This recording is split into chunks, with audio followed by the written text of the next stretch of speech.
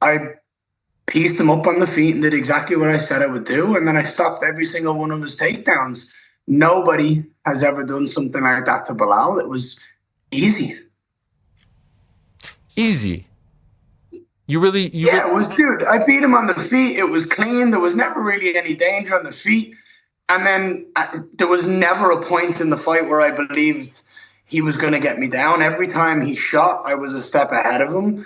The separation was simple. It was clinical. It was efficient. And I was able to pick him apart on the feet.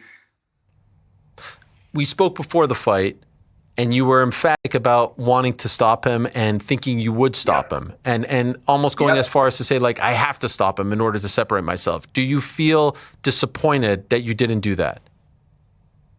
No, I know how tough Bilal is. Bilal has fought myself, JDM, Leon Edwards. These guys are former champions, and this man hasn't been finished in 9 years. You told me that. Do you know what I mean? You said this to me the last time we spoke. I wanted to go out there. I have the highest expectations of myself whenever I enter that octagon. I know how talented I am and how good I am. I tried. He kept coming. You see that third round? Did you see that combo in the third round that I hit him with? Yeah. I caught him with that 1-2, that boom. I hit him with a spinning back fist, wobbled him, and then a teep to the face. And the guy was still there, and all three of those landed crisp and clean. That just shows how tough Bilal Muhammad is, and there's a reason why he was a champion. I thought to myself afterwards, I wish this was a 5-round fight, because it was a lot of fun. It was really enjoyable, and both of you have fought in 5-round fights, and we've seen great action in those championship rounds, so to speak. What do you think happens if this goes into the 4th or 5th? I break him. I think the fact that he wasn't having any success in the wrestling early on would have only played into him getting more desperate and opening up bigger, which means that the shots land cleaner.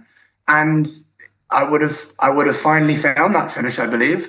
But it wasn't 5 rounds, and if it was, I would have continued to dominate. Very, very early in the fight, it seems like an old cut, an old wound reopened, and then there was a stoppage. It was the first jab, Ariel. Wow.